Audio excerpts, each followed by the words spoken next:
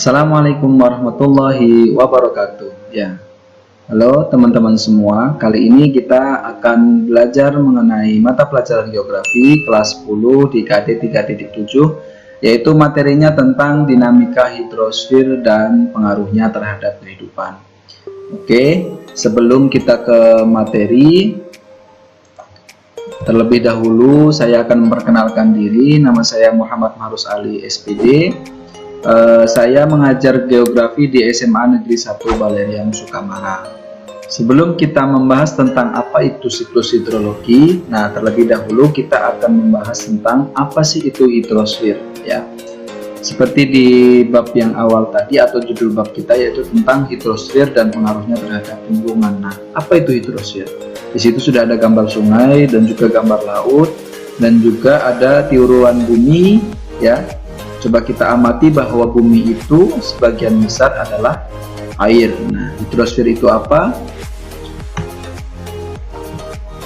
Ya, hidrosfer berasal dari bahasa Yunani, dari hidros dan sfer atau lapisan. Hidros itu artinya air, kemudian sfer artinya lapisan, sehingga hidrosfer adalah lapisan air.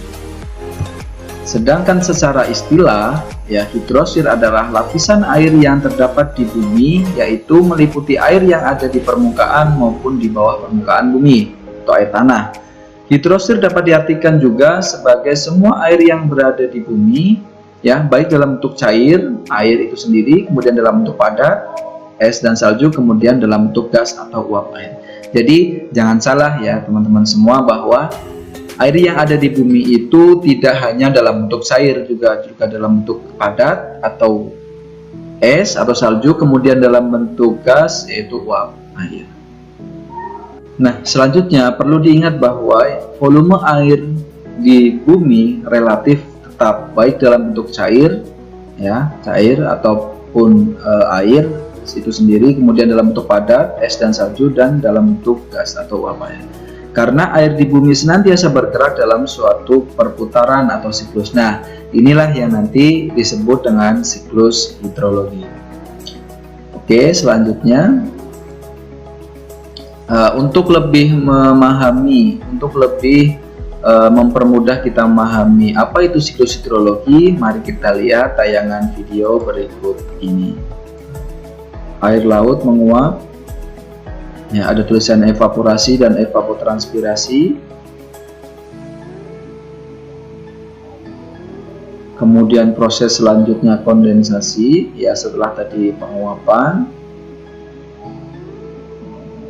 Kemudian setelah kondensasi terjadilah hujan atau presipitasi. Ya.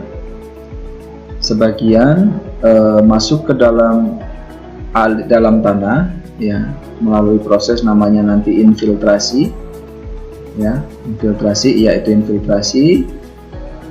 Kemudian sebagian lagi melalui aliran permukaan runoff yang semuanya bermuara di laut, surface runoff. Jadi proses seperti itu senantiasa terus bergerak, ya, dalam perputaran siklus hidrologi.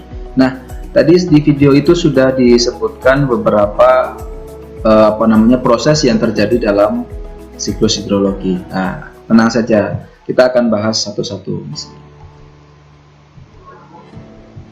Nah, jadi sebelum kita ke apa saja yang terjadi dalam siklus hidrologi, ya, saya ulangi lagi bahwa siklus hidrologi itu adalah serangkaian tahapan yang dilalui air dari atmosfer ke bumi dan kembali lagi ke atmosfer, ya. Tadi di video juga sudah dijelaskan bahwa mulai dari penguapan, kemudian menjadi awan, kemudian turun sebagai hujan, dan kembali lagi ke dalam tanah sebagian, dan juga dialirkan melalui aliran permukaan di laut.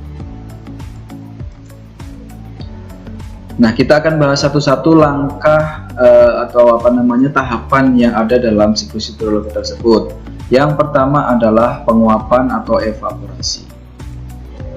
Ya, kita ketahui bersama bahwa penguapan atau evaporasi itu terjadi ketika matahari memanasi permukaan air laut, ya, sehingga air laut itu berubah menjadi gas, yaitu namanya proses evaporasi, yaitu proses penguapan air laut karena terpanasi oleh sinar matahari.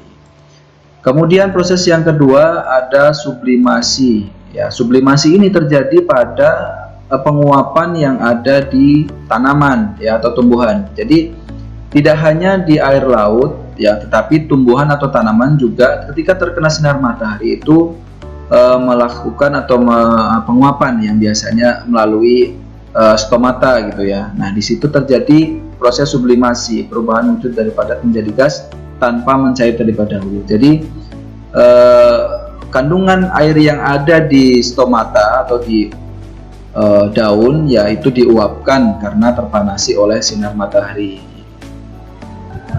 Kemudian proses selanjutnya adalah evapotranspirasi. Nah, apa ini? Jadi evapotranspirasi tadi adalah gabungan dari evaporasi dan transpirasi. Kalau evaporasi itu penguapan berasal dari air laut dan transpirasi itu berasal dari tumbuhan. Jadi evapotranspirasi adalah gabungan dari penguapan air laut dan juga penguapan dari tumbuhan. Nah, proses selanjutnya adalah kondensasi. Ya, setelah tadi uap air, proses kondensasi adalah perubahan air dari bentuk uap air ke dalam air yang cair. Kondensasi umumnya terjadi di atmosfer saat peningkatan suhu udara hangat, mendingin, dan kehilangan kemampuan untuk menahan uap air. Akibatnya uap air yang berlebih mengembun dan membentuk awan. Kemudian proses yang selanjutnya adalah presipitasi. Jadi setelah tadi membentuk awan, ya kemudian lama-kelamaan awan itu akan jenuh dengan air. Ya, kalau awan sudah jenuh air, ya seperti kita ketahui bersama, awan itu akan berubah menjadi gelap, ya, atau yang biasa kita sebut dengan mendung. Nah, kalau awan mendung itu adalah awan yang sudah jenuh dengan air. Makanya turunlah sebagai hujan atau presipitasi. Nah, tahapan selanjutnya dari siklus hidrologi adalah aliran permukaan. Ya, tadi ada surface runoff. Nah, di sini sudah ada gambar ya, namanya gletser yang mencair, yang menjadi aliran menuju ke dari sini bisa danau, bisa sungai. Nah, kemudian nanti akan dialirkan kembali ke laut. Nah, itu untuk aliran permukaan. Nah, proses selanjutnya adalah infiltrasi. Ingat, tadi sebagian lagi dialirkan melalui permukaan. Nah, sekarang sebagian lagi terserap ke dalam tanah atau infiltrasi, yaitu aliran air ke dalam tanah melalui pori-pori tanah di permukaan. Ya, jadi dari hujan di sini turun, kemudian sebagian dialirkan melalui runoff dan sebagian lagi terserap mendalam tanah jadi air tanah atau water table, dan kemudian lagi akan diteruskan ke sungai. Nah, sungai itu nanti akan membawa ke laut. Nah, seperti itu. Nah, setelah kalian mengetahui proses dalam siklus hidrologi, nah sekarang saya akan sharing materi ke kalian tentang macam-macam siklus hidrologi. Nah, apa saja siklus hidrologi itu? Yang pertama ada siklus hidrologi pendek atau siklus yang terjadi presipitasi terjadi di laut itu sendiri. Jadi mulai dari penguapan, kemudian kondensasi, kemudian presipitasi di laut sendiri. Jadi dia belum dibawa ke daratan. Kemudian siklus hidrologi yang kedua adalah siklus hidrologi sedang. Ya. Prosesnya adalah setelah penguapan menjadi kondensasi, ya, kemudian setelah terkondensasi awan ini terbawa oleh angin, ya, kemudian sudah jenuh air atau menjadi mendung, akan turun sebagai hujan di daratan, dan nanti ya, sebagian lagi dialirkan melalui permukaan dan sebagian lainnya melalui runoff. Nah, seperti itu. Kemudian untuk siklus yang ketiga, siklus hidrologi yang ketiga adalah siklus panjang.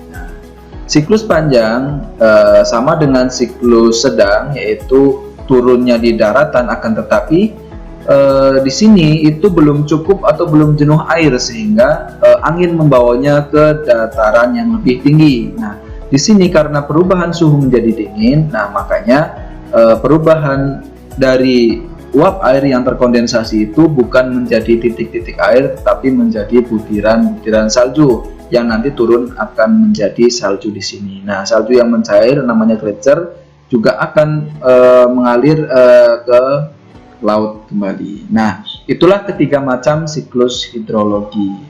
Nah, tadi kita sudah belajar tentang apa itu pengertian siklus hidrologi, kemudian proses apa saja yang ada di dalamnya, kemudian apa saja macam-macam dalam siklus hidrologi ya bentuk-bentuknya. Oke, sekian dari saya, semoga bermanfaat. Terima kasih atas perhatiannya. Wassalamualaikum warahmatullahi wabarakatuh.